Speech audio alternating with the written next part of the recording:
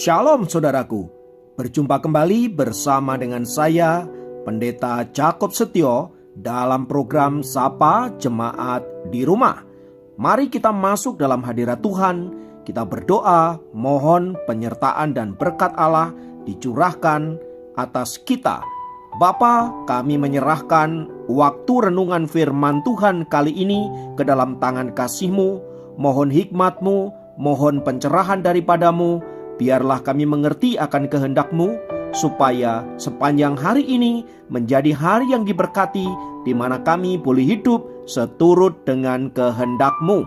Berfirmanlah Tuhan, kami siap diberkati. Di dalam nama Yesus kami berdoa dan bersyukur kepadamu. Haleluya, amin. Firman Tuhan kali ini terambil dari Matius 19 ayat 21.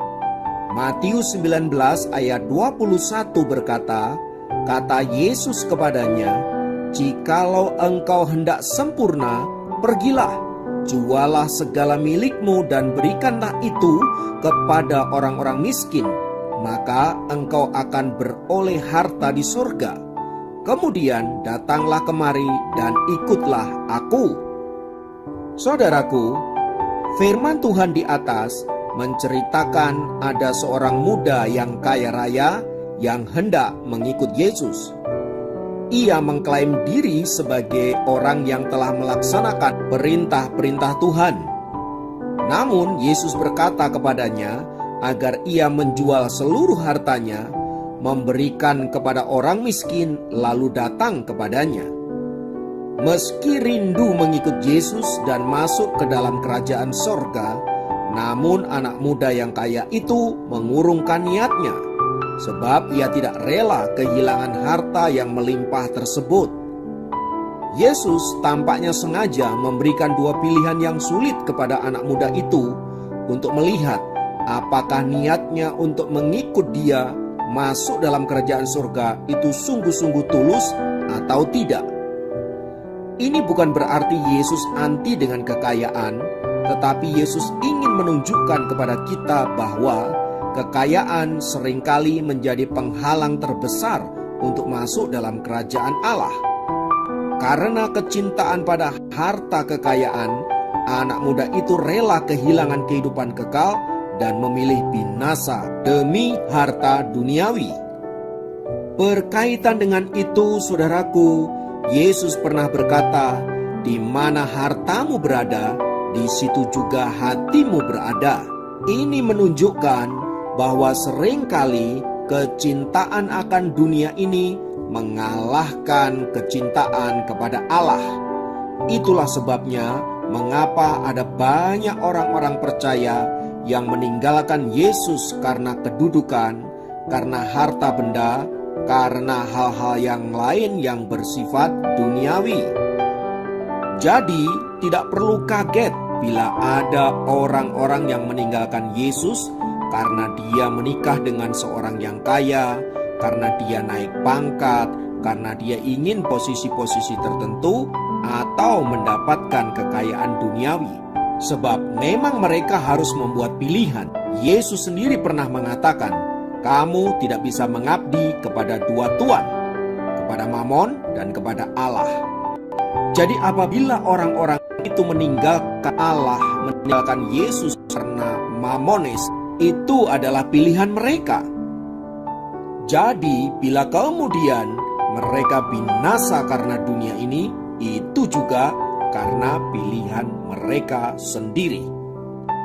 Firman Tuhan yang baru saja kita baca, saudaraku, mengingatkan kita agar kita di dalam mengiring Yesus, mengiring dia dengan segenap hati dan jiwa kita, karena kita mau mengasihi dia, bukan karena yang lain, apalagi karena kita menginginkan berkat-berkat jasmani. Nah, orang yang menyadari bahwa hidup ini anugerah, keselamatan adalah anugerah, dan menjadi kaya itu juga anugerah, maka ia akan mengelola segala sesuatu yang Tuhan percayakan itu untuk hal-hal yang memuliakan dia dan berguna bagi banyak orang. Seperti pengalaman seorang pria yang bernama Warren Buffett. Pada tahun 2014, ia memiliki kekayaan 400 triliun. Di masa tuanya, ia dan istrinya Susan berdiskusi bagaimana caranya agar kekayaannya tersebut bermanfaat bagi banyak orang.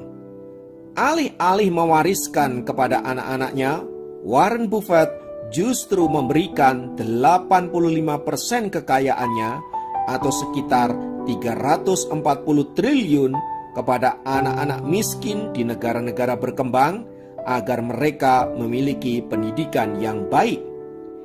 Ia berkata bahwa selama ini ia dan seluruh keluarganya sudah menikmati banyak berkat. Sekarang waktunya membagikan berkat itu kepada orang lain yang membutuhkan. Ini sungguh sesuatu yang luar biasa, saudaraku. Bila Warren Buffett yang begitu sangat kaya sanggup memberikan 3/4 kekayaannya pada orang lain, bagaimana dengan kita?